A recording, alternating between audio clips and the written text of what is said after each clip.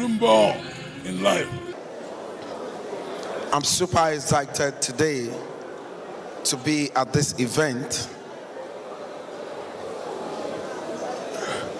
I came in all the way from Turkey to attend this, and I'm excited. Mama is our brand ambassador of our company, and I remember when I met Mama through my uncle, Ayodele Badmus. He's an actor, a director, a filmmaker, and he actually introduced Mama to me. And ever since then, Mama won't da me po momoto all the time. Whether I'm here in Nigeria or abroad, Mama will always ask after me, pray, and it has always been supporting our brand because we are looking into government bilateral agreement. Immediately we told Mama what we do. Mama accompanied the next set of students we're taking abroad to the airport, and despite our age, she prayed for them. She wished them well. Even those, there was a time we did a Zoom, Mama came on Zoom to talk to the student. Mama came on Zoom to talk to the whole world. Mama identified herself to say a love that people should harness quality and affordable education throughout the whole of Africa.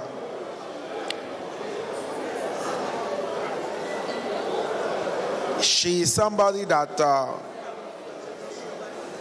she's graced.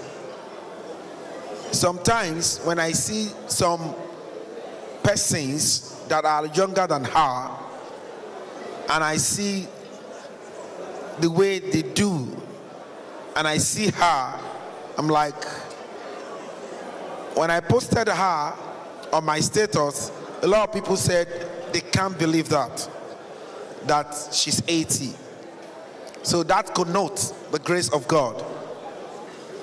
And from Goodmost Learning Center, Goodmost partners, Goodmost nations and partners throughout the 18 African countries and throughout the whole of Nigeria, we celebrate you.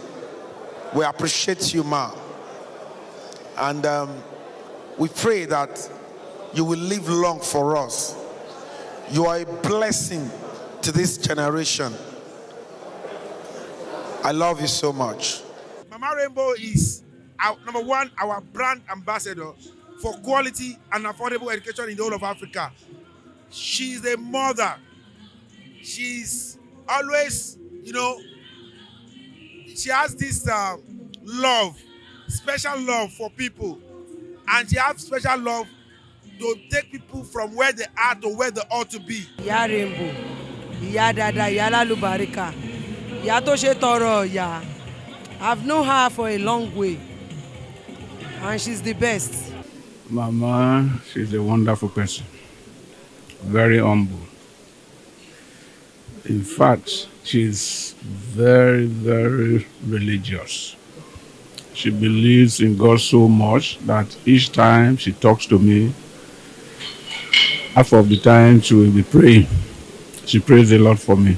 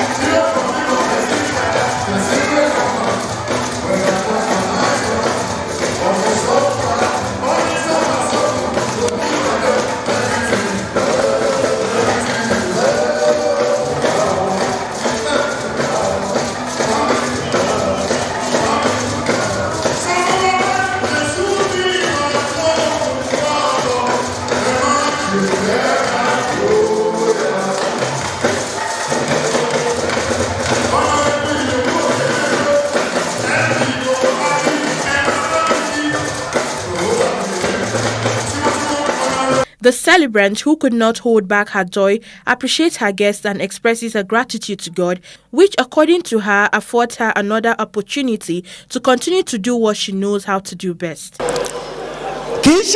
Don't wait until we are dead. Celebrate us now that we are alive. What we are enjoying is God's grace. An age is beginning to tell. So encourage us so we can rest when we should. Back to back. The highlight of the occasion was the cutting of the cake by the celebrant, flanked by her children.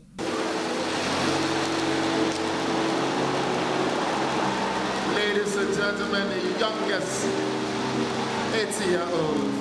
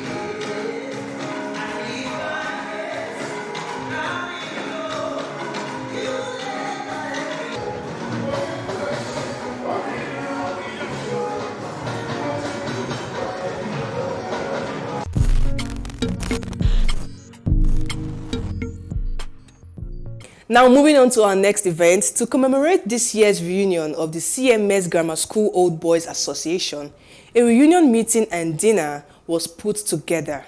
The event, which was held at the beautiful Bond Hotels in Ikeja, had in attendance union members from all over the world. Plus TV Africa was there.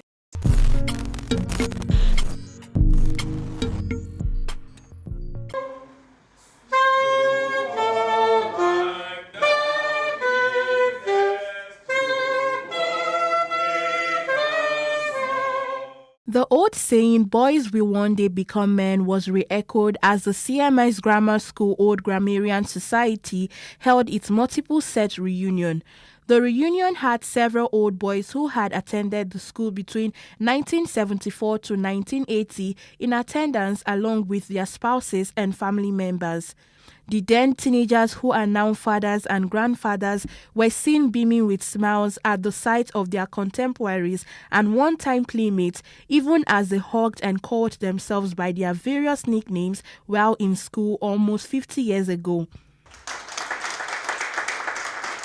The president of the Old Boys Association, Olu Vincent, chaired the occasion. In his address, he congratulated and appreciated every old boy for gracing the occasion and reflected on the glorious past and its rich legacies.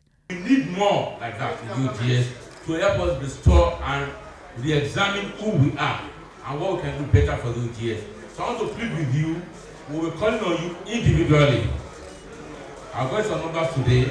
There are things I have not seen for almost 20-30 years that we are seeing today. So we need to find a way to rejig. I know when we're in school, those that used to go to the camp, we know ourselves. Those that used to go to Yakoka, we know ourselves. Those that we point at the gate, we know ourselves. Those that come there to the hall, we know ourselves. But now that we are adults, all things have passed away. All things are new. So let us walk in that spirit, and may God bless you And I hope and I believe that maybe next year, let's do it annually. Let's do it next year again. Can we do it together next year? In the same vein, the chairman of the combined reunion set of 1975 to 1976 and 1979 to 1980, Kola Akinwale, emphasized that the labor of the pioneer leaders of the school should not go in vain. This is not just about social. Yes, we've had a social evening here, but part of what we do is to try and give back to the school as well. We look at projects and try and have an impact. So that's really been what we've tried to do. So normally we'll have this over 3 days, but because of the challenging economy at the moment and the finances, we've had to scale it down to just today. The plan is we meet every 2 years. So the next meeting, by the grace of God, will be 2024. We may change the venue. There's been some talk about having this in the UK or the States for a change, because we've always had the very first 3 in Lagos. Some of the old boys also spoke about the reunion and what it means to them. We feel so good about the reunion. Once in 2 years, we all gather together, bringing guys that have left the school for 20, 30, 40 years together under the same roof, through banters and share love and share fellowship. It's always a good day to reunite with the guys. We've been doing this since 2016. And every year it's getting better, and it's another way to network among ourselves. We plan to do it many more years. Hopefully our guys are in good health, and we continue this good source, because this is a way to give back to the school. Is there. I will tell you why the joy is there. The guys you see in there, we've been coming a long way from Form 1, like say from age 10. Many of us are in our 60. Maybe few are minus 1 plus 60. These are friends actually. The joy, it comes automatically.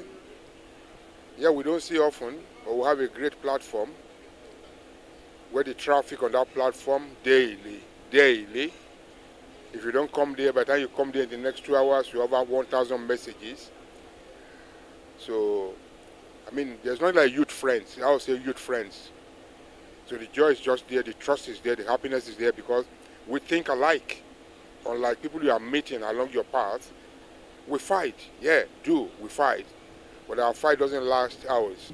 I feel it's good to celebrate each other. It's good to reunite and let's connect.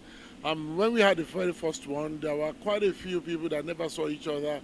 Like when they left school, some of us left school in '79, some of us left in 1980, and some of us left in '81. However, when we had the very first one, which was in 2016, some people never saw each other until then. And that was when we realized that time is not, on our side, and we need to sort of get together more often and, just felicitate with each other. The high point of the event was one of the old boys singing the school anthem memorably and reminiscing some funny memories.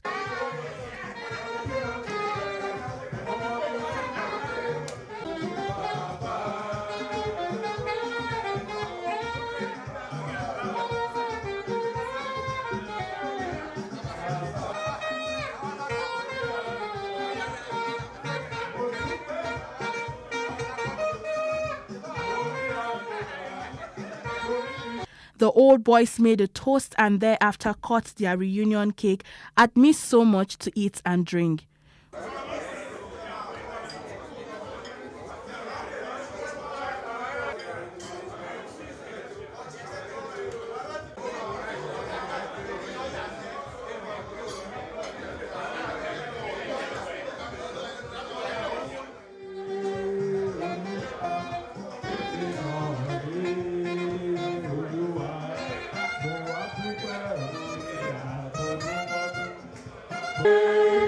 God be with you till we meet.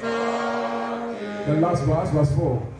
God be with you till we meet again.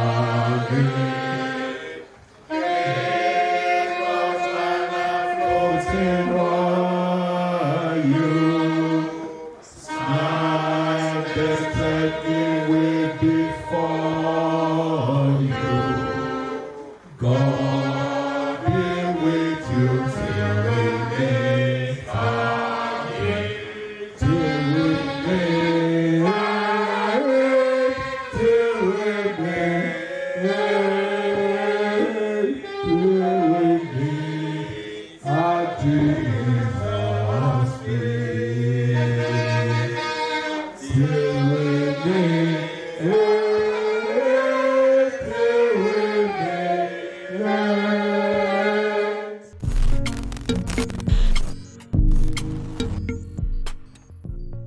And our final event centers on octogenarian Mrs. Grace Olabisi Olugbodi, who celebrated her 80th birthday in the company of her children, grandchildren, family, friends, and well-wishers.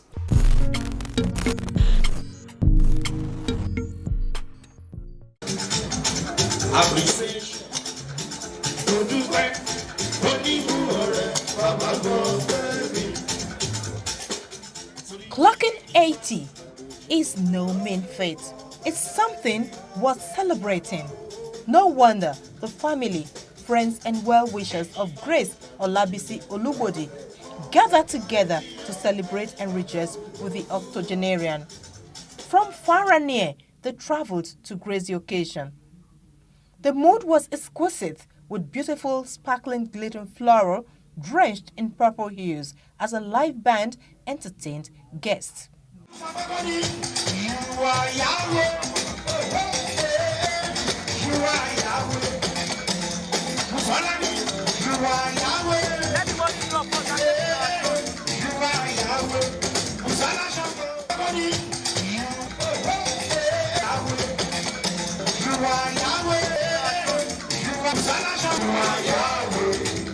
This woman did at the last count over 20 odd jobs to train all of us, all 9 of us, to go through the university as graduates. Odd jobs. I mean, it's absolutely impossible for us not to appreciate that, because those, you know, we all were in school at the time that was very difficult, and she demonstrated through our entrepreneurship, through our diligence, through our commitment, through our dedication, that it can be done. So our life is not just an inspiration and motivation for us. In actual fact, the foundation of everything that we also became later in life can be found in her. So today's payback time is basically first to thank God for sparing our life, and secondly to say thanks to her for all she has done for us, and hopefully that she'll continue to do for us.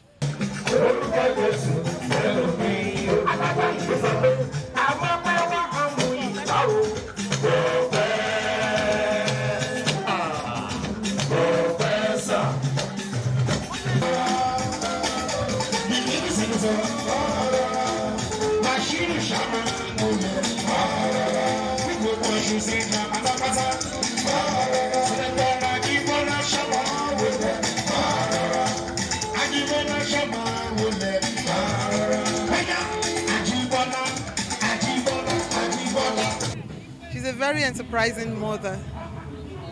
There is no doubt about the fact that she loves her children, and I tell you that she's done a very good job bringing up 8 great men. So these are responsible, enterprising, hardworking men. Mommy is God-fearing. She's a praying mother. As a matter of fact, I know in the last 15, 20 years, she wakes up every single day to pray for her children, her grandchildren, her daughters by default. You know, she has so many daughters, you know. So what else can I say? I want to thank God for her life at 80. She has come so far, and I think it's simply grace, just like her name says. She's an embodiment of God's grace, and I just pray that the Lord will continue to strengthen her, give her more years to live in good health and sound mind, and I think her life is just beginning. So the grace of God is upon her, no doubt, and she will live to enjoy many more years by the grace of God. I think her life is just beginning. So the grace of God is upon her, no doubt, and she will live to enjoy. Mama has been wonderful. She has always been for us. Even while we were young, before we entered the university, she was always there. When each time we went to her, she will always call us and advise us that, no, I know fully that Ogun Omode kò ń ṣeré f'Ogun ọdún, but I know you will play for more than 40 years, more than 50 years. And to the glory of God, we have every cause to celebrate Mama today, based on what she has been saying, and based on what she has for us in terms of good fortune, and all of us have every cause to glorify God. And that is the reason why you see all of us coming around and gathering together to celebrate Mama Grace Olugbodi. That should live longer. In 90 we'll celebrate another 90 years, and all of us should be alive to celebrate her.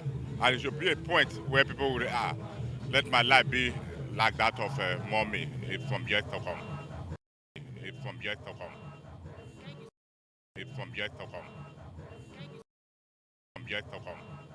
There's nothing I consider to thank God and advise so many women to be so, just to depend on God. I'll be doing everything for you. Don't watch God, adore, and go back to God. And God. Just hold on to God. I will be your strength forever. Back to God. Just hold on to God. I will be your strength forever. Let's see how it goes. The grandchildren. Happy birthday to you.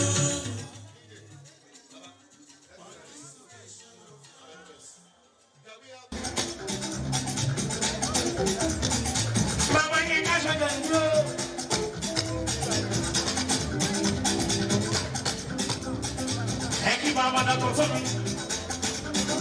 Bye-bye.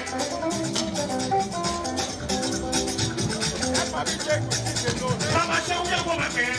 Mama, they love you.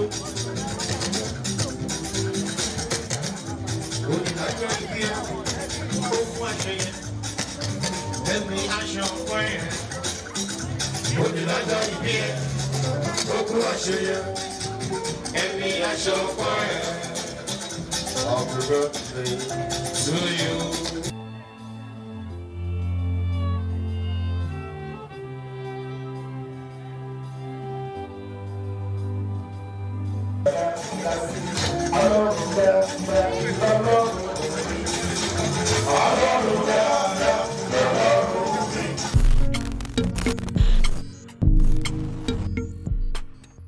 Well, that's a wrap for today. I hope you enjoyed the events on today's show. Remember, if you want to showcase your events to the world, Plus Events is the place for you. Please follow us on our Facebook, Twitter, and Instagram account at Plus TV Africa, and do subscribe to our YouTube channel at Plus TV Africa and Plus TV Africa Lifestyle. I am Antonia Oshili. Thanks for watching.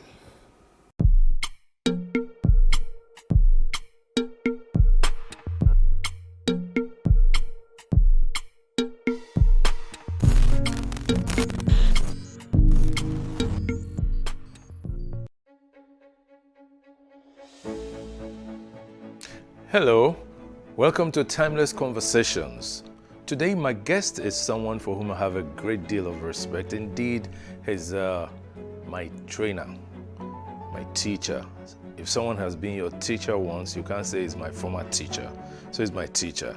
He is an award-winning broadcaster, an icon in our industry, a very committed Nigerian. Please welcome Sonny Irabo.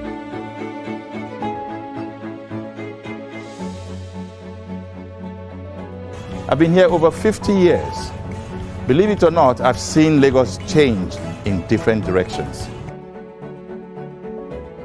Of trying to show how totally, inconsiderate you can be, how unacceptable your actions can be, and how, you can actually get out of line, inflict injuries or wounds on innocent people, and just make people be afraid of you for the fun of it.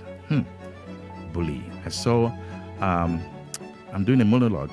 My guest is right here looking at me and wondering what's going on with Sonny.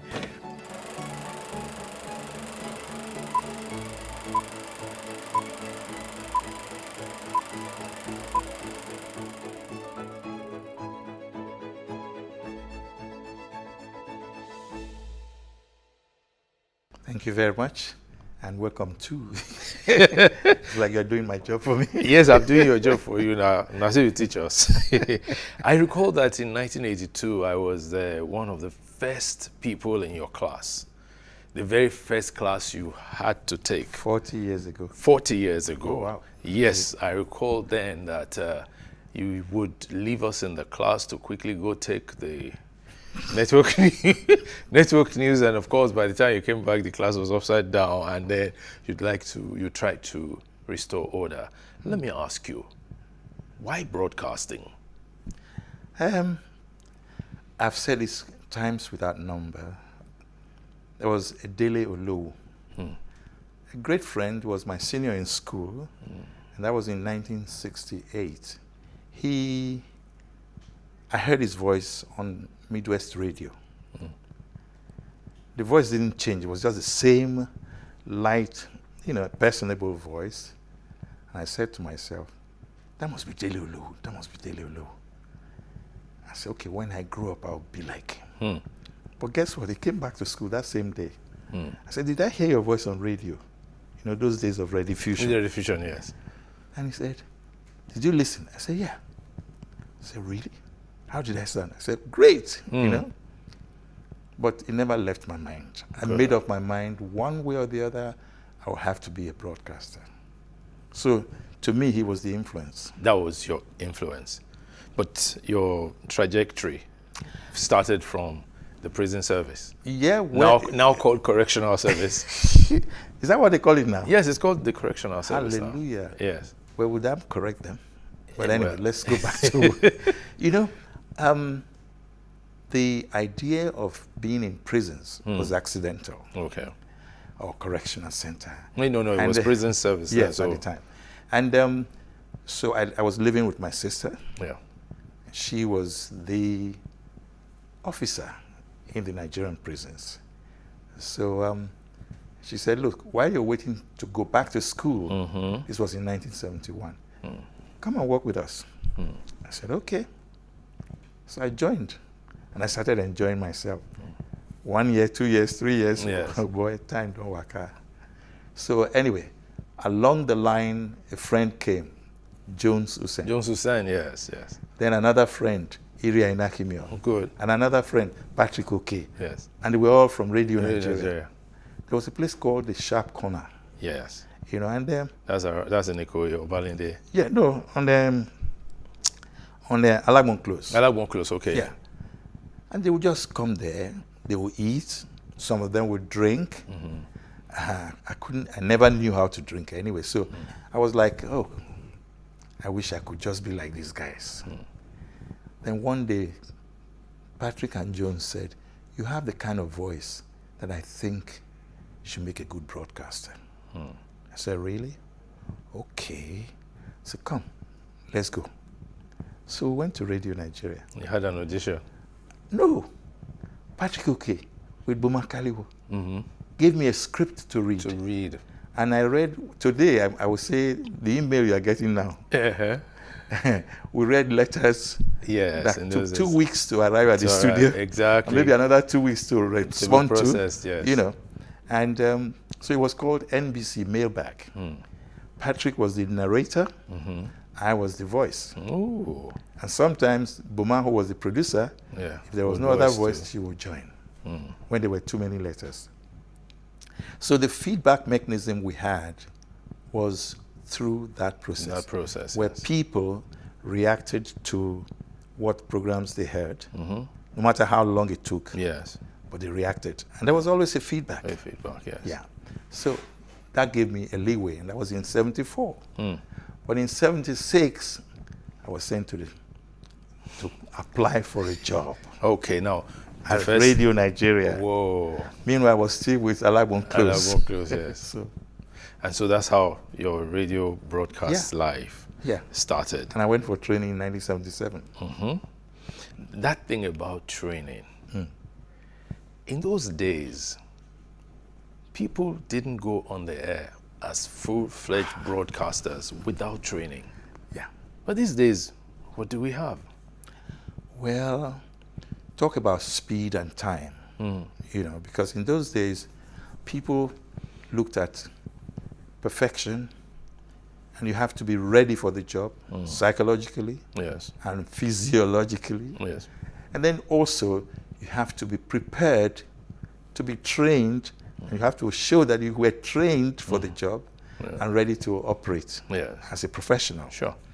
So as luck will have it, I was trained. After 3 months, I became a junior presentation assistant. Can you imagine? Junior presentation assistant. Yes. Yeah. And then they said you could not go on air. Me, I was ready to go, but they said you could not go on air. You'll be looking at the microphone like I'll just that. be looking at, and then they now paired me with the likes of Jones Hussein. Yes, your what friend. Now the Citizens Jones of Max Radio Max today. Radio, yes. And I brought him down because of what he did to me. Yes. The first baptism of fire I had was when Jones started to read news at midnight. And then 1 minute into it, he said, "Sonny, finish the news." He had cut off the mic. "Sonny, finish the news. I'm not feeling good. You just have to finish the news." Me? How? I'm not allowed to finish the news. I can't. You're wasting more time. And this is midnight. Midnight. So grab. Where did you stop? There. So my voice was so tiny. Yes, then. I wasn't sure whether I was hearing myself. I was really scared. And I said, okay. That was fear. And I read it. Yeah. I read. The sound of my voice was like, probably if Butterfly has a voice. Yeah, that would have been like it. Yes. You know, and I finished it, and he said, "Sign off." That was good. Sign it off. Sign it off. And I signed it off. I never forgave him. You didn't? Till today, I'm not going to forget Jones Susan, and I'm not going to forgive him. But because I felt like going to the toilet. Whoa. I could not go to the toilet. Yeah. I had to finish the news. And it wasn't funny for me. Yes. I don't know if you... Okay, imagine yourself driving a car and there's traffic. Yeah. On, say, the marina. And marina is an open space. Yes. And you feel like, you know, Yeah. going to the light one in the Yes. to the toilet. Yeah. And then what do you get? You can't. You cannot leave the car Yeah. because it's moving, it's crawling. Yes. You cannot go anywhere else to do whatever. You have to do what they say, what they call whole body. Hey, I was holding body. It was tough. But then you rose to become one of the main voices on the Radio Nigeria Network News. Glory to God for that. For many years. It was a baptism of fire. But what was that experience like? The experience of being that voice that people looked forward to hearing. I didn't know I was. On the news. I didn't know I was until they told me. Like you're saying it now. Yes. Well, there were times I felt, excuse me, that, okay, am I really the kind of person that would be that voice? I never saw myself as one. Because they were, can you beat Patrick Okey's voice? No, you couldn't. So, Yeah. or even your voice. Well. You know, so I think it was just a stroke of luck for me. Well, what about the commitment that was required? All right. Now that you say that, Yes. yes. What I about was the very commitment? committed. Yes. I was, and I was also particularly, I saw myself as somebody who had an assignment, and no matter what, I had to do it right. Because I was always told, put your best foot forward. Make the best of what you get, and try and live by it. Yeah. And then the rest is history. The rest is history. Well, historically, you will recall that governments used to change in the Radio Nigeria studio. I, Major General, or I, Colonel so and so. Joseph Navem Garba. Exactly. Right. Sani Did any of those Abacha. coups catch you in the studio? 7. 7 caught you there. Not in the studio. Yeah. But enough for them to come and pick me They'll at pick home. you. Oh, yeah, I naturally. think it was Rosalind Ogunro that was really caught. trapped. Yes. You know, and she spent 27 hours. Yeah. And that was the Dimka coup that killed Muritala Mohammed. The assassinated. The Abacha coup, right? caught me on the radio in Radio Lagos. Oh, yes. Really? Yes. 24 hours, you didn't go anywhere. Yes. Right. And in my own case, they came for me. They said, come and relieve whoever was on duty. And I'll be there for, in fact, there was once I was there from 2 p.m. till the following morning, yes, 10 or 11 a.m. No, but let's discuss the psychology of that. What was that like? It was traumatic. Yeah. I had never felt any joy in seeing any man in uniform, a soldier. I say this not because I don't like them, not because they do not represent the importance of protecting the integrity of, was it the territorial integrity of the country, nation, yes, sovereign, but because over time I just saw them abusing the privilege of holding the gun, owning power, and then you just take it as, seize it as you like. That was what I saw, and I wasn't too happy. But then I interacted with them. Yeah, I did. I had no choice. Yeah, especially you, a popular newscaster. Go call that man. Where's Sonny? As though they knew you. You know, okay, the one that brought in President Ibrahim Babangida. Yes. Myself and Tombra Abarowe. And I think, who was it again? Tulufa Toimbo, or thereabout. They asked us to go to NTA to record his voice, yes, and come back to Radio Nigeria to play it back. Yes. Okay. So, Tombra was the studio manager. I was the announcer on duty. And Tulu, I think, was he was senior to us. Yes. I'm not sure the role he played, but anyway, we went. We got there. And the thing is, Babangida, he has a beautiful voice. You know, he made that announcement. The first announcement was very fast. And I called Tombra and said, boy, I won't take this for a broadcaster. It's too fast. In fairness to Babangida, he asked, is this okay? I said, no, sir. Then everybody looked at me. Who are you? But you were being professional. But in fairness, the man offered to take it again. He never even met me. He didn't even see who said that. Just said, look, if they don't like it, let me try. You know, he took it a second time, and it was better. Yes. Made some impact there. Exactly. But then, it was with all of that apparatus of power there, all those guns and stern-looking faces and all that. I don't know what gave me the strength of character, the boldness to say, no, sir. But I did. And he listened. And he retook it. He retook it. It was a better broadcast. It was better. And that also gladdened my heart. Good. That you could speak up where you had to. Exactly. Yeah. Many people on the radio today, they use words that were taboo for us to use. NTBB. Yes. You're a trainer. What can be done? You said you are a trainer. What can be done? As if I'm the cause of the problem. Oh, no. Let them send them to training school, first and foremost. Yes. If they send them to school, they will have a chance to see things the way they are done. They will be scrutinized. And they will be given a chance to say, did I do it right or wrong? Not. Yeah. But now, get out of school, if at all you went to school, then you take him to the studio, say your voice sounds good. What about his mental capacity? Yeah. What is about his psychological state of mind that can tell him, listen, you're talking to people who are more knowledgeable than yourself. Yeah. True. So, True. Involve them. Talk to the beggar on the street and the professor in the classroom, and in between, the leaders everywhere, because you're talking to someone, one person. But that person has a brain. Yes. And he can process things. And he might even be smarter than you. So in why fact, talk he's to him most as though likely you were to not? be smarter Exactly. Now, you've had a checkered career in broadcasting. In fact, let me say in media practice. Part of that was a 13-month stint as commissioner in your home state, Edo.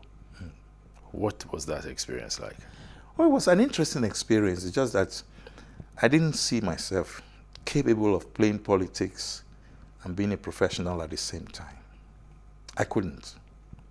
And good thing, the governor then, Lucky Benedion, he's a man, I should say, he listens, you know, and I think he just found that, because he came on Sonny Rabo Live, by the way, and from there he made up his mind I was going to be in his cabinet. You know, and I felt honored by it. But after 13 months, it became a bit tough. The day I left was the day Mrs. Stella Basunjo actually came to launch Radio Nigeria Benin, you know. And before that, I had done a bit of short trip because I was not, things were not just going the way I had expected. But was there any particular thing you wanted to say it was like, or compare it to? In the 13 months? Yes. Yeah, a lot of good things should have happened, but they didn't. You know, and I saw a governor who was being twisted to do a lot of things for the politicians rather than for the people. And there's no way anybody can rule like that. But isn't politics meant to be for the people's benefit? Okay, you said it. Yes. But do you feel it?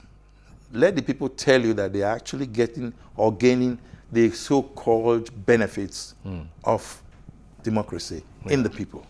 I don't see that happening, and I don't think people are really enjoying that. Otherwise, we will not be where we are today. We are going down rather than going up. That's and true. This going down started a long time ago. But can you divorce the person from their politics? Why shouldn't he divorce himself from the politics? Who elected you there? Isn't it the people? Yes. Okay. So if the people put you there, what should you do? What should your priority be? Meet the people's needs. Yeah, and expectations. Not meet the politicians' needs. That's what's happening today. Yeah. And that's very sad, really. It is sad. It is sad. And even these days, you hear people say the young or younger generation is not ready to take power. That's a very untrue statement. And that's from a very selfish point of view. Why do you say that? Because adults are overstaying their role and time in power. Look, Trudeau of Canada, how old is he? Yeah, well, he was a baby when Gowan visited. Thank you. 1971 or yes, thereabouts. 72 or 73. Yeah. Because I think he's about 48 now or so.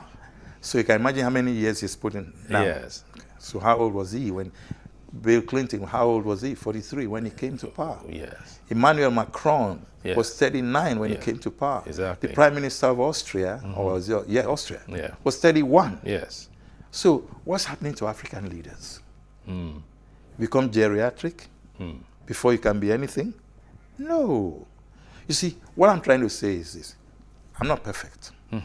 But I believe, honestly, that the people deserve a true leader, a committed leader, one who can say, I have something to offer you. Yes.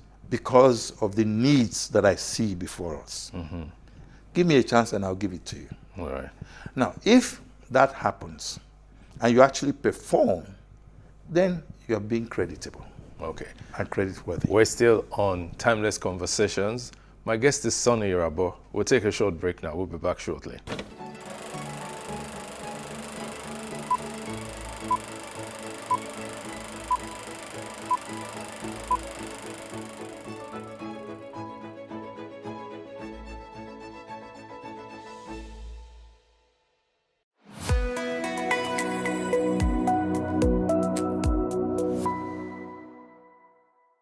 You're welcome back. It's still Timeless Conversations. My guest is Sonny Irabo. We're talking about the role of the youth and the older generation in politics. And you've expressed this salient fact that the older generation is overstaying its role or its position in power. Both. Both? Yeah. Because look, at this stage, there should be elder statesmen advising the young ones. But if you are not giving the young ones a chance to rule, to give them the benefit of the doubt. Let them experience life at that level. Yes. You might see that they have a lot to offer. But APC brought out its presidential form, a nomination form, at 100 million naira. How many young people would be able to afford that? And then they said they reduced it to 50 million, even 20 million. How many of them have it? That is part of the 4 power we are talking about. Yeah. Because you're now making people to go towards facing the wrong direction.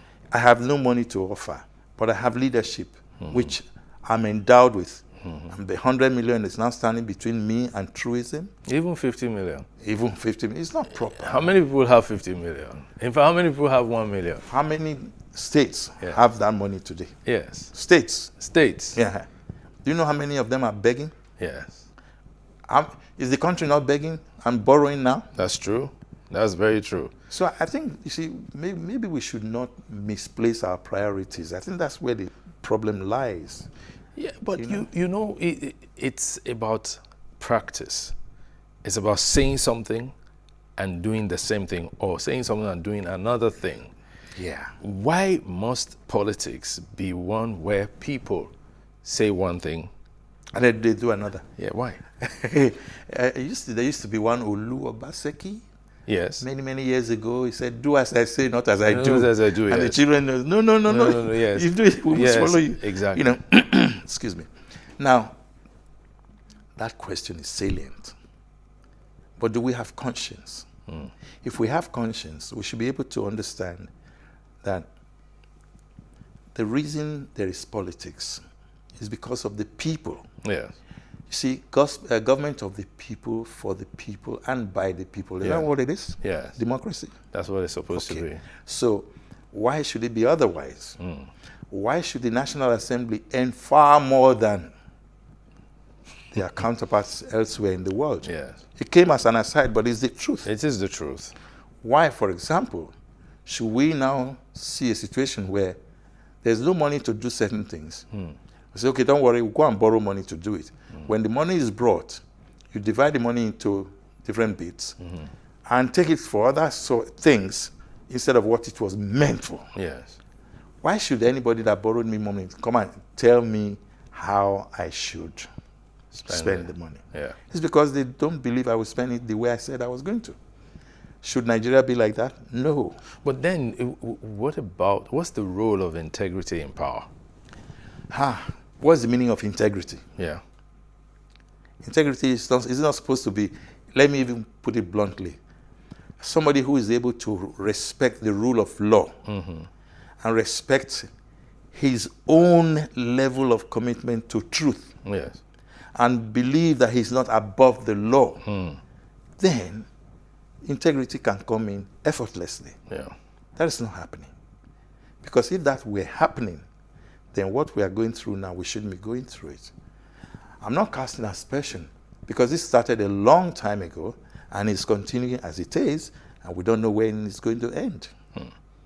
But you know, the younger generation, they say things like, "Daddy, uncle, your generation has failed us." Yes, they're right. And those uncles will now say, "But is your generation ready?"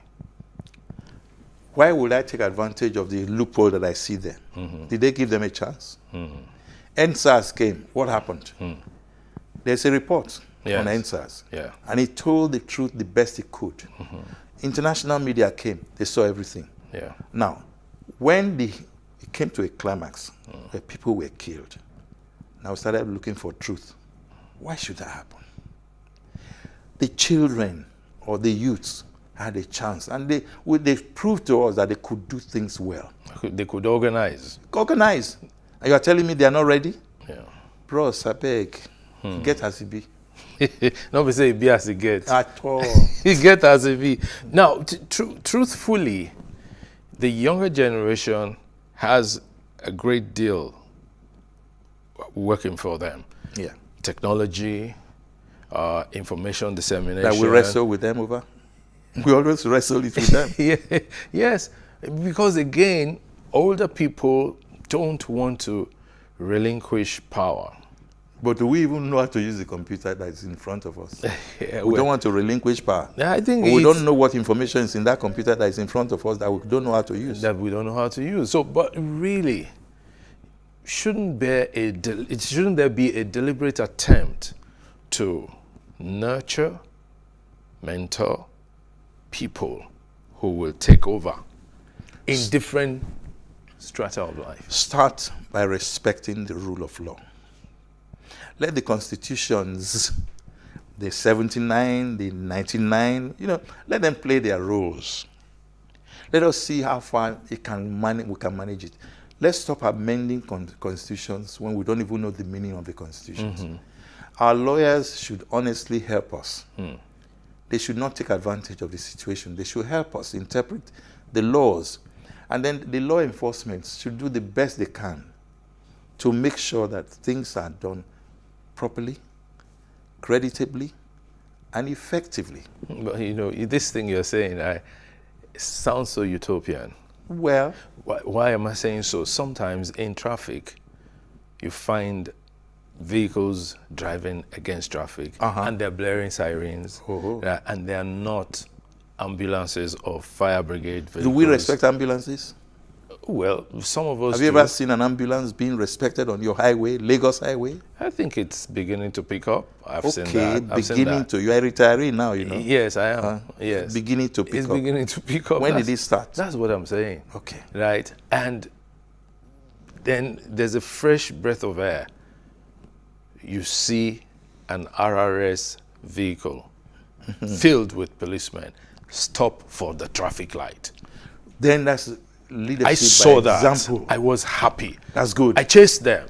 I said, thank you for stopping for the traffic light. Because when they stopped, everybody stopped. Everybody stopped. That's the point I'm making. Respect the rule of law. Yeah. You see, we will take a break now. We'll take a break now. We'll come back soon. Thank you. Welcome back to our talk with Sonny Rabo. Now, you have had the unique opportunity of being a public and private sector broadcaster. What's that experience? Can you compare both? Well, it's interesting to talk about. It's rather intriguing because for the public, which is the government-owned, yes, they see us as civil servants, but we see ourselves as private servants or private sector people. And the reason for that is because we still try to maintain some form of professionalism, which is required. So I entered broadcasting at a time when the competition was not that strong. But in 1992, which was halfway through, Babangida opened up the floodgates. So private radio stations, private TV stations, they all came up. But don't forget, there was always private print. Yes, that's always been there. Yes. In fact, that's why they've been seen as bolder than the rest of us. Yeah. Now, when you look at it from that point of view, you also see that the private sector radio, which I really got fully involved in with the advent of the establishment of Inspiration FM, yes. And of course, there was Sonny Rabo Live with AIT. Yes. I saw myself listening to both sides of the coin. I saw a bit of public service, and I saw a lot of private sector service, if there's any phrase like that. But what happened was that, private sector, sometimes the private sector, they will do their best to make sure that salaries are paid as and when due. That was, with Inspiration, that has always been the case, and I enjoyed that. I think AIT, I wasn't part of it. I was just an artist that took Sonny Rabo Live there. So my program earned its money. Yes. It was sponsored by others, and then I paid my dues, and so that partnership was there. But I think the best option would be to look at it from the Inspiration point of view, where I'm still serving on the board. On the board, yeah. Yeah, there's been a lot of challenge, but met with reality, met with meeting the expectations as required. Okay. But not without sweat. Yes. Not without sweat at all. Okay. The public sector, however, is you're waiting for government to do everything for you. That's not very helpful. Okay. You know. So it compromised quality, professionalism. Yeah. But at a stage, it's also started trying some people to pick up. Yes. No, but yeah, let me take you back. Was this unbearable life that made you leave Radio Nigeria? It wasn't. I just saw my hands getting fuller and fuller and fuller. At Radio Nigeria, I was already dabbling in too many things. I mean, I was an actor, second chance. Yes. You know, and then I've been training. Training was part of public service for me. And I was reading news. I was doing so many things side by side. Yeah. Everything was just moving so fast. And I said, Oba, Sonny, slow down. Do things your way so you can still maximize certain qualities and profits. It was tough. And then you had to leave. I just told my DG then that I needed to leave. I gave 6 months notice and he gave me 2 weeks. 2 weeks. I said, bros, thank you, sir. I left. So I moved from, public service to private sector because I already had Rui Communications Limited. Oh, okay, and then that was already running. Yes. That was being run by your wife? By my wife. Okay.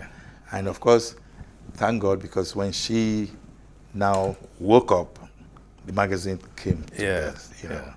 No, now, talking about waking up, you turned 70 recently. I think that was in March. Yes, March 23. March 23, you turned 70. First, you don't look 70. Thank you. Second, you've never looked your age. No, you have never looked your age. Okay. At least I've known you for not less than 40 years. Thank you. I feel talk. Okay. So, what's been the secret? Be a happy person. There are moments where you cannot afford to be not happy. Yeah. But just try your best. Everybody said I was a happy-go-lucky person. And but I think I worried less. There's a friend of mine, very rich man, but he didn't go to the kind of school we all went to, and not many of us went to school anyway. But there was something he always said, and that made me never forget him. If you worry, you die. You don't worry, you die. So why worry? Exactly. So I kept that mantra with me, and I did my best not to worry. But there were moments of worry, and there was nothing you could do. You just had to worry. But let go. Let God. Yes. On the occasion of your 70th birthday, our dear colleague and friend of yours, a junior of yours in school, Ogie Eboigbe, yeah, he wrote something about you. That the first day he met you, that you were playing table tennis at the college, and he had just been admitted, and he was looking, he said, okay, you stay behind me and be picking the balls. Oh God, that's unfair. Okay. When I see him, I will. Yeah, but he didn't lie now. He was describing his experience. I remember the experience. Right. Oh my God. They don't do that in school these days. Or they will call it bullying, Oh, boy. But they still bully, though. Oh, wait, I didn't bully. But people bullied me now. Yeah, well, that was an experience because, again, there was also a hierarchy of experience. Nami first reached you. Yes. Nami first reached school before you. Yes. And go behind me, pick the ball. Pick the ball. You were even in Form 3. He was just in Form 1. Oh. So he had 3 years experience already. He was about to start. That's what he wrote. Yeah. And it was a very beautiful thing. He happened to even end up being your best man when you were getting married. Yes. See how the world goes wrong. Yes. Because Ogie is very principled. Yeah, he is. He's, I say, and he's very spiritual. Yes. So he's that kind of person. Look, you wouldn't believe what Oge has done. Oge was State House correspondent. Yes. Then he finished and went to work for Canadian Embassy. He was their PR officer. Mm. Then he went to work for UBA as PR officer. Now, if you look at his trajectory, you say to yourself, maybe Oge be this. Mm-hmm. But he maintained a cool mien about it. Yes. If you worry, you die. You don't worry, you die. So why worry? Yeah, we won't worry, but we'll talk about something. Yeah. A few years ago, about 2 years ago, you had a fall. Yeah. 2020, 2020. Oh my God, clues. That year, pandemic year. Yes. I think the world stood still. Mm. In my case, my world almost stood still. On August 25, 26, maybe, I'm not so sure. I ran through the kitchen, which was being cleaned up, washed, you know, they mop it. Yeah. So it was wet. Just to give the driver the car key. I was feeling spriteful. I just, I slipped. And then I started doing Tom and Jerry, just trying not to fall. Oh, no. I navigated my way through the back door. I zoomed. I hit the sharp edge of the steps. Oh. My chest at the back. And it was bang. I saw, well, I don't know if you can look at elephants as stars.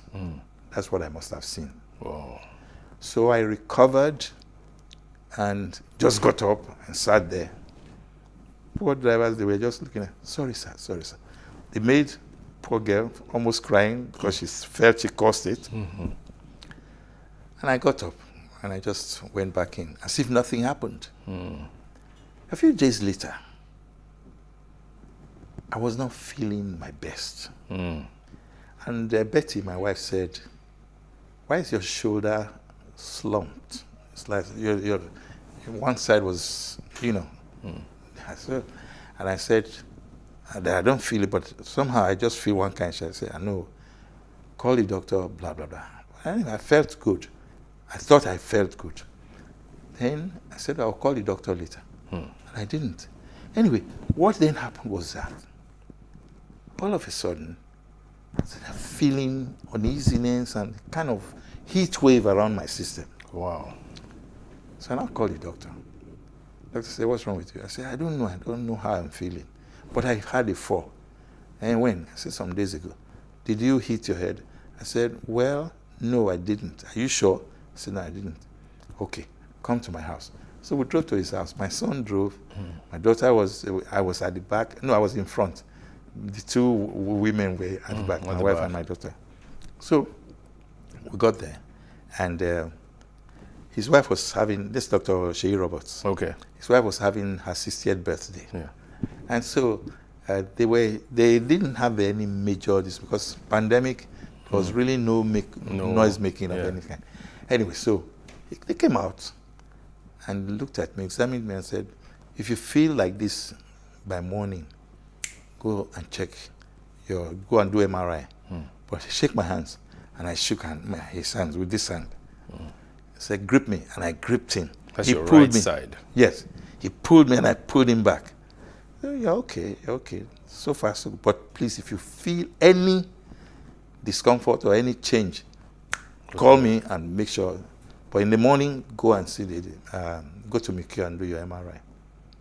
So everything seemed okay. I slept well. I went to do the MRI in the morning. By then, I was beginning to limp, and Betty said, take me. Because Betty, who had done surgery some years back, her crutches that she used. So yeah, take. So I started using that. And then got to do the MRI. Sitting down waiting for the MRI must have taken about 5 hours. And my system was degenerating. Oh no. So I felt something was really not the best for me. I said, it must be that fall, it must be that fall, it must be that fall. Anyway, I finally went into the MRI. One noisy machine like this, oh God. And 20 minutes later, I came out They said they would send the results to the doctor. But by the time I came out, this hand had gone limp. And oh wow, Betty was upset. My children were very upset. They didn't know what was happening. Because everybody sees me as like I've never, by the way, I've never ever been admitted in any hospital. Wow. So by the time she saw the MRI results, quick, St. Nicholas, I should go to the. So I spent 9 days there. And I already had what you might call almost a full-blown stroke. On this hand. Yeah. But luckily, that was the only thing that showed there was any stroke. But she had called it evolving stroke. That discouraged me and said, no, don't worry. Make sure you drink a lot of water. Make sure you do this, you do that. And then it put me on medication. And so the hand started coming back to life. Okay. Over now it's 2 years. It will be 2 years. It will be 2 years in August. Well, August the 4th. Okay, but the stroke was 2nd September. Wow. So that was it. What has it been like for you? You're somebody who is on the go. Hey, on the move. It was. It's been tough because even my family, they don't want me to do anything at all. They don't. But then when I insist, they say, no, it's okay, but you have to obey the doctor's orders. Say, you're right, it's true.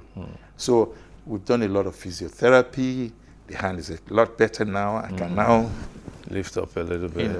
Yeah. But sometimes if I keep it for too long, I just start feeling. So you just have to keep it mobile. You need to keep moving it. Yes, that kind of thing. So, well, here I am.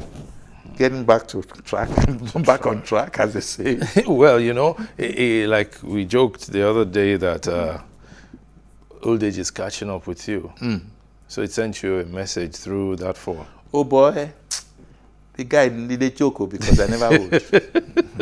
I'm just 70, going on 70. You're a septuagenarian. Okay, Septuagenarian. Septuagenarian. Yes. No, don't be conscious now. I'm conscious. I'm not teaching you. You taught me before now. I have to be conscious. I wanted to learn from you. You're a septuagenarian now, so whatever you say. You are saying I'm 70. I know, I'm reminding you that you're 70. No, but I think it was, somebody said the other day that was March 17. 23rd that you turned 70. That I turned 17. 70. Pronunciation. No, not 17.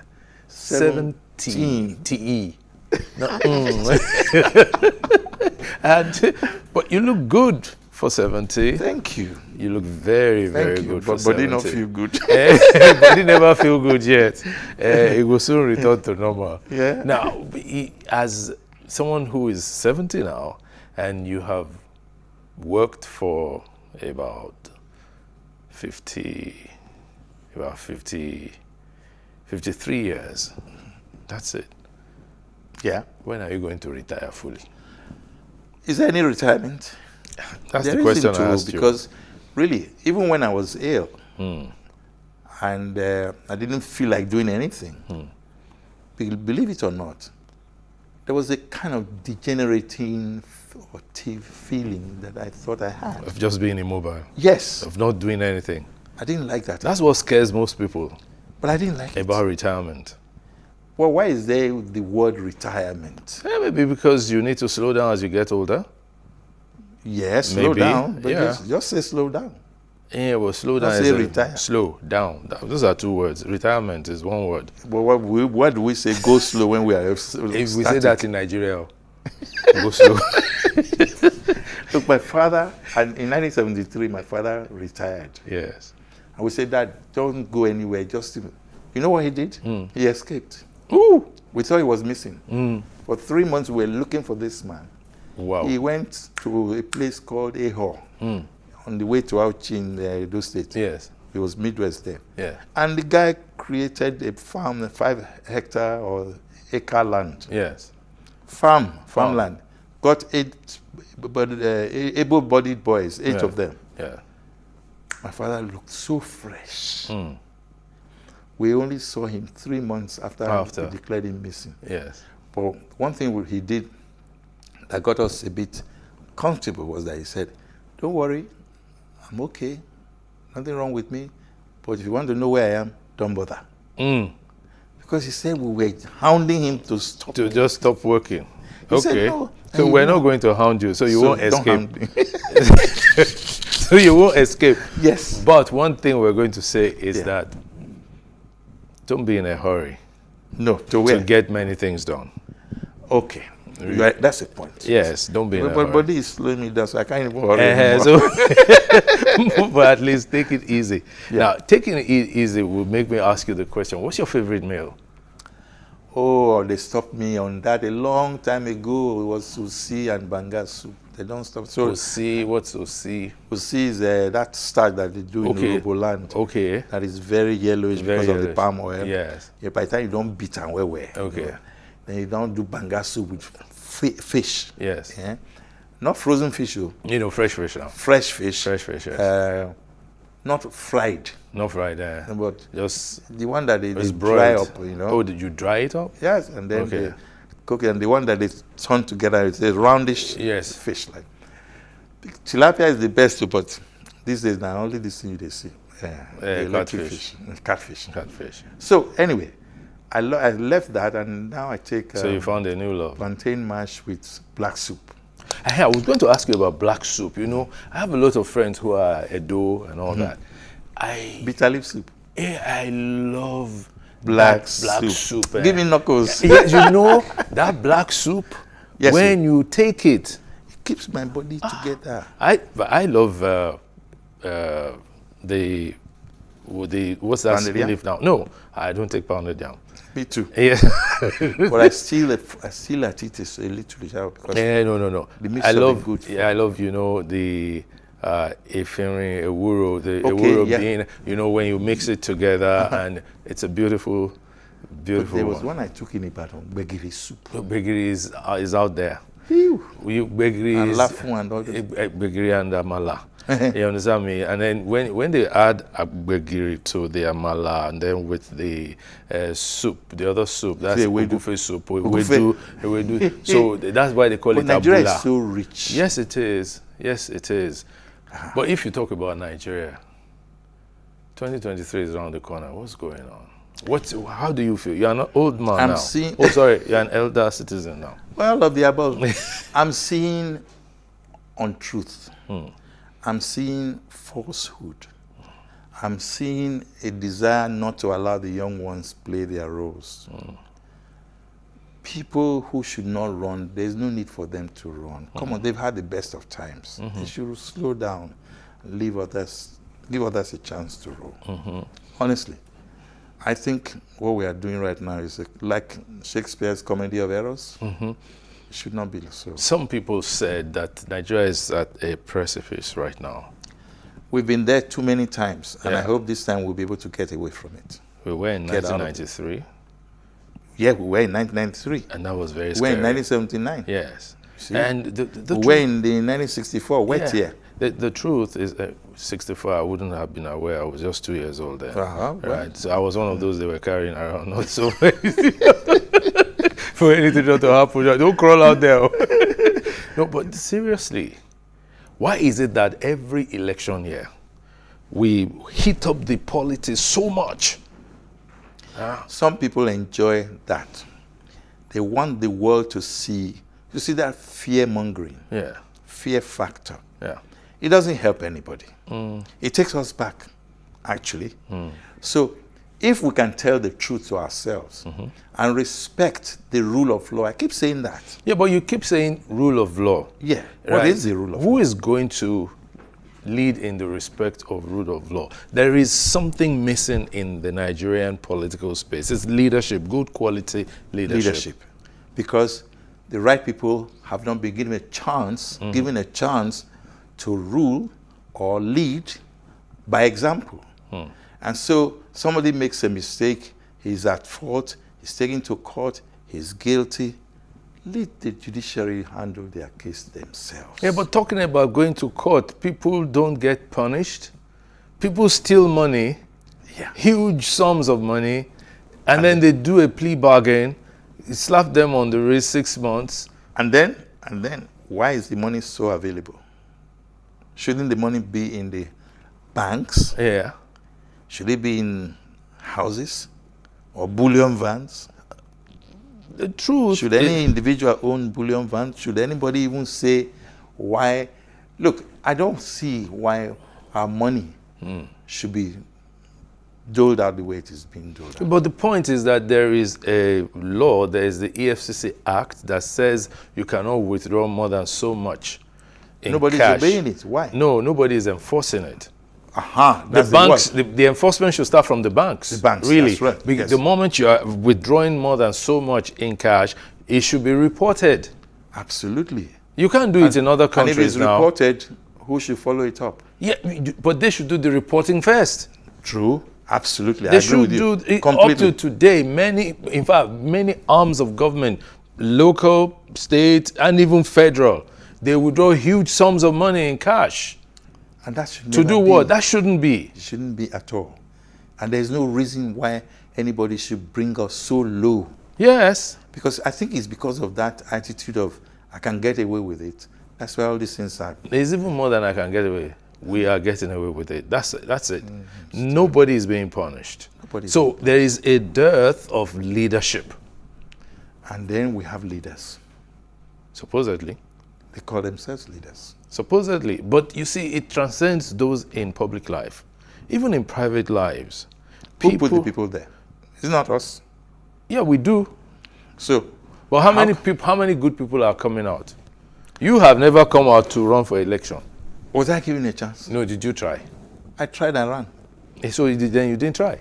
I tried and ran away. No, you didn't try. Okay. You didn't stay. You have to have a fighting spirit. No, but I was appointed. I wasn't elected. Yes, that's what I'm saying. That's what I'm saying. So it's not really a case of live and let live. Yes. It looks like it's a case of live and let die. Oh, not die. That's what's happening. No, it's a case of standing by what you believe in. For us, yes. Yes. But for those who are there now, who don't want to give anybody a chance, what are they doing? They're living to let die. Yeah, but then me myself first. But the whole thing will crumble. That's where we're at the precipice. That's what led us to this. It's scary. Yes. Because from what we've discussed so far, I'm almost giving up saying, no matter what has been said, there's nothing I can hold on to as being the solution to the problem. I've heard Peter Obi give such a beautiful analysis of our economy. I listened to Soludo at the platform. Yes. You know? But I was asking myself, on the Rewani, Bismarck, who is listening to these guys? Yeah. Who is willing to take the advice they have given? Yeah. So everything's adding up. Yeah. And it's coming to the fact that me, if I supposing I try, who would join me? I think that's the fear. Hey, well, see, should it be so? This is what it should be. Me, I would try. Okay. I will be known for trying. Okay. And we've had examples in the past. Okay. We had Aminu Kano. We had Tai Sholari. Yes. You understand me? Yes. We had other people, and I'm not mentioning the big names. I'm mentioning the moderately respected names. Who stood for what they believed in. Principles. Yes. Yeah. That's what we're missing. That is seriously missing. Yes. And there's no, I don't see any, no light at the end of the tunnel. Well, if we say there's no light at the end of the tunnel, then what are we handing over to the younger generation? That question you've asked so many times. Yes. And honestly, I can only tell the world, give the youth a chance. That's all I can say. And on that note, I'd like to thank this is how he calls me, my brother, my colleague, and then I add my Egmo and my trainer. This is the first time on the air I will say Mr. Sonny Irabo. Usually we'll just say Sonny Irabo. Thank you so much for your time. Thank you very much. And thank you for sharing your passion with us. And thank you for still training people. Thank you. Thank you. You don't old though.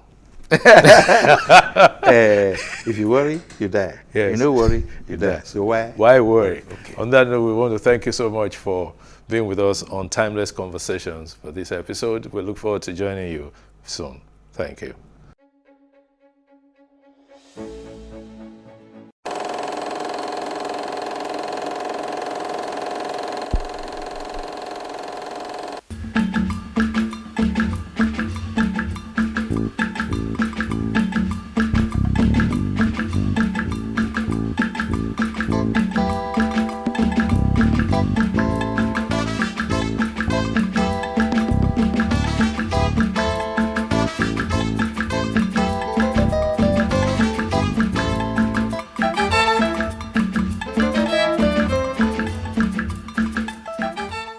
Hello, you're welcome to this edition of Timeless Conversations. My guests today, yes, guests today are two young men who are lighting the path, charting the way for the next generation of Nigerians. Nigerians who, in a short while, will be fully in charge of running our society. To my left is Joshua Alabi. You're welcome, Joshua. And then to my right, even though both of them are sitting in front of me, is Aniefio Ian. You're welcome too. Now, these gentlemen are involved in an organization called Kenensaw Concepts, right? Yes. Now, they will tell us what Kenensaw is all about. So, Joshua, you're the founder. Yes, I am. What's Kenensaw? Kenensaw means what are you saying, or what is he saying? Okay. And for us, it's about what we want to say as young people. Many years ago, we thought that Nigeria is a country that is very rich, you know, not just rich in culture and tradition, and with all the languages that we have, we're rich in talent, young people, creativity. So above all the news around Nigeria about how young people are into all sorts, as young people within this same generation, how do we change this narrative? What do we want to say? How do we say it? So that's how we found Kenensaw. Kenensaw, what's the platform that you're using to propagate these ideas? So our platform is basically the creative industry, film and theater, and that we have done from what I would say successfully, and we are still pushing more. We want the world to hear our voices. We have something that we know that the world needs to hear. We are telling our own story, original story. So we want the world to hear us. We want the world to see us from a different perspective. I'll just quickly chip this in. We did a project called Imagination TV, and it was all about how do we see each other? So when you call Nigeria, how are we seen outside? Some people think Africa is a country. Some people don't even know Nigeria exists. So we are always out there telling these stories. Okay. So now, Joshua, why did you guys choose that platform, the platform of theater, of film, of acting and all that? Why? So I would like to say theater. I mean, firstly, Kenensaw is more of a theater organization. We do quite a lot with documentaries and all of that. Still, when you watch all our works, it's still from theater. And why did we choose theater? Because theater is where the live action is. You know, there is no cut. It has a power of its own. It provokes you, the audience, into doing something. Someone is in front of you, you know, acting in a very intense way.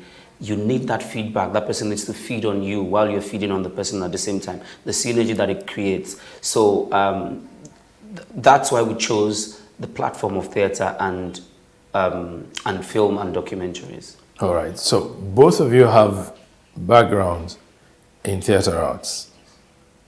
Yes. So you're classmates or something? Okay. So, I mean, yes, we're classmates, and I like to tell the story how we started Kenensaw. Kenensaw now. In 2010, thereabout, I was in Unilag, Creative Arts Department. I came to study theater. And I had tried this years before then. I was in UI theatre department. I left there, went to LASU theatre department. It didn't work out until I got to Unilag. And we were about 150 in my class. That's a large class. Large class. Few months or about a year later, I realized that every other person, all 149 people, had come to Unilag to study something else. Either to study law or philosophy or mass comm or something else. Only one original theatre arts student. So because they didn't meet the cutoff, the usual thing, they were all dumped into the department. And it was obvious the way they did things, the way they handled the assignments and practical works. And for me also, worked as a reporter and a news anchor. He later worked with the Guardian group of newspapers as a journalist and writer. In 1991, Shemore joined Magnum Gold Advertising and later moved to 2 other reputable advertising agencies, working as copywriter and client service manager. He was a pioneer staff of the first financial corporate communications outfit in Nigeria. He established Concrete Communications Limited in 1998, a communications consultancy outfit positioned as communications auditors for corporate organizations and government agencies. It is on record that his professional expertise has sustained a lot of brands introduced into the Nigerian market and are currently leaders